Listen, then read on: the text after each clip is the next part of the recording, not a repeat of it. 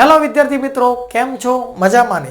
વિદ્યાર્થી મિત્રો, આજના આપણા લેક્ચરની અંદર આપણે ધોરણ 10 ની બોર્ડની એક્ઝામની અંદર પૂછાતા મોસ્ટ આઈએમપી ફંક્શન છે એના વિશે આપણે અભ્યાસ કરીશું, જેના થકી આપણે બોર્ડની એક્ઝામની અંદર ફંક્શનની અંદર 9 માંથી 9 માર્ક કઈ રીતે મેળવવા એના માટે આપણે અભ્યાસ કરીશું.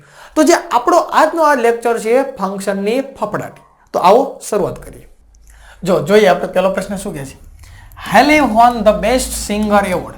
હેલીએ છે ને સારામાં સારા સિંગરનો એવોર્ડ જીત્યો. હવે તમારે શું બતાવવાનું છે? રિઝલ્ટ બતાવવાનું છે. હવે સ્વાભાવિક છે રિઝલ્ટ બતાવવાનું છે, તો રિઝલ્ટ બતાવવા માટે સો આવે, પણ બીકોઝથી કારણ આવે એટલે એ જવાબ નહીં આવે.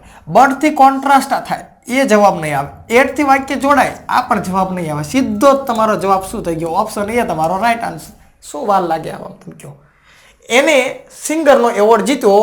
સો એટલે તેથી સી ઇઝ હેપી. એવોર્ડ જીતે તો હેપી જ હોય ને ભાઈ, ખુશ થોડા ખુશ જ હોય, ના ખુશ થોડાક થાય. ઓપ્શન એ તમારો રાઈટ આન્સર. જોઈએ નેક્સ્ટ પ્રશ્ન. Heli won the best singer award. એવો બીજો પ્રશ્ન આવ્યો. હેલી એ છે બેસ્ટ સિંગરનો એવોર્ડ જીત્યો. હવે તમારે અહીંયા બતાવવાનું શું બતાવવાનું? કોન્ટ્રાસ્ટ દર્શાવવાનું છે. હવે કોન્ટ્રાસ્ટ દર્શાવવા માટે આપણને ખબર છે થો, ઓલ્થો, ઇવન ઇનસ્પાઇટ ઓફ, ડિસ્પાઇટ છે, પછી એટ, બટ, સ્ટીલ, આવા શબ્દો આવે. એવા શબ્દ જ જોવાના હોય. તો હવે શું કહે છે? કોન્ટ્રાસ્ટ દર્શાવવાનો છે. તો આપણને ખ્યાલ છે 100 થી તો શું આવશે? 100 થી પરિણામ આવે. ભાઈ આલો આ ઓપ્શન નો આવે. બીકોઝ છે, બીકોઝ થી કારણ આવે. બીજું કંઈ જોવાનું નહીં ભાઈ, મને વાંચતા નથી આવડતું ભાઈ, તો થયું ન આવડતું હોય તો ભાઈ અહીંયા 100 છે, રિઝલ્ટ આવે. બીકોઝ થી કારણ આવે, જવાબ વહી ગયો. હવે કોન્ટ્રાસ્ટ છે તો બટ થી કોન્ટ્રાસ્ટ થાય અને એન્ડ થી તો વાક્ય જોડાય, કન્જક્શન થાય એટલે ડી પણ ન આવે. સીધો જ તમારો જવાબ થઈ ગયો ઓપ્શન સી. એને બેસ્ટ સિંગરનો એવોર્ડ જીત્યો, પરંતુ સી વોઝ સ્ટીલ એટલે હજુ સુધી અનહેપી. ઓહો, એવોર્ડ જીતી જાય એટલે ખુશ થવું જોઈએ, બરોબર? તો રિઝલ્ટ થયું કહેવાય. એવોર્ડ જીત્યા ખુશ થાય તો રિઝલ્ટ મળ્યું. હા ભાઈ એવોર્ડ જીત્યા ખુશ જ થવી, પણ એવોર્ડ જીતી લીધો છે પરંતુ હજુ સુધી નાખુશ છે અને હજુ સુધી મજા ન આવી. આ તમારો કોન્ટ્રાસ્ટ થયો. ઓપ્શન સી તમારો જવાબ. જોઈએ next. Shop will be close. દુકાન છે ક્લોઝ, બંધ રહેશે. દુકાન બંધ રહેશે ભાઈ. તમે શોવિંગ ટાઈમ બતાવી દો ભાઈ, દુકાન તમારી ક્યારે બંધ રહેશે. તો આની અંદર તમે જો એવરીડે, દરરોજ બંધ રહેશે. એટલે દરરોજ બંધ રાખીને ખાશું શું? નો આવે. From Monday to Friday. મંગળવાર છે, મંડે એટલે સોમવાર, અને સોમવારથી શુક્રવાર સુધી બંધ રાખશું. તો શું શનિ રવિ 2 દી ચાલુ રાખવાની? 2 દી ચાલુ રાખીને કરવાનું શું? આ પણ જવાબ તમારો નો આવે. પછી હોલ ડે, હોલ એટલે આખું યર, હોલ યર, ડે નથી, આખું વરા બંધ રાખીને બાપા શું કરવાનું? નો આવે. તો દુકાન બંધ રહેશે. ક્યારે બંધ રહેશે? તો કે ઓન એવરી સન્ડે. દરેક રવિવારે દુકાન બંધ રહેશે. રવિવારે દુકાન બંધ રાખીને મોજ કરવાની. ઓપ્શન સી તમારો રાઈટ આન્સર. શું કહે છે? I wanted to take part. Wanted એટલે હું ઈચ્છતો હતો, ટુ ટેક પાર્ટ મારે ભાગ લેવો હતો.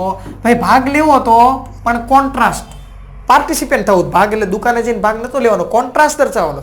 કોન્ટ્રાસ્ટ માટે હવે તમને ખબર છે કયા શબ્દો આવે. તો કોન્ટ્રાસ્ટ માટે આપણને ખ્યાલ છે બટ આવે, બરોબર? પણ અહીંયા એન્ડ થી તો કન્જક્શન આવે, જવાબ નહીં આવે.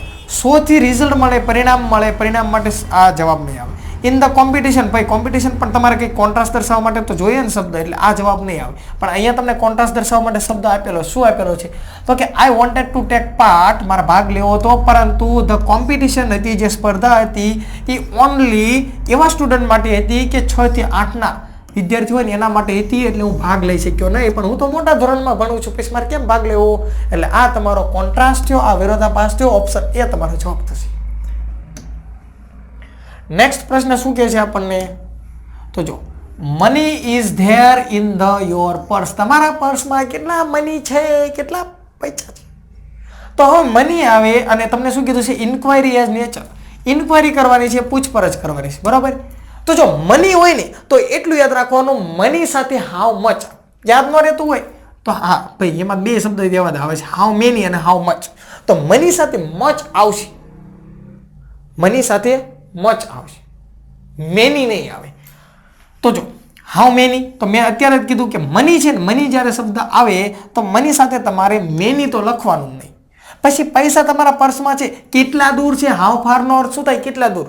પૈસા તમારા પાકીટથી કેટલા દૂર છે? પાકીટથી દૂર રાખો તો ખબર પડે શું થાય. ત્યાર પછી હાઉ ઓફન, કેટલી વાર છે પૈસા? ભાઈ આ તો કેટલી વાર કંઈક સંખ્યા ગણી હોય તેના માટે આવે, એટલે બી નહીં આવે, સી નહીં આવે, ડી નહીં આવે.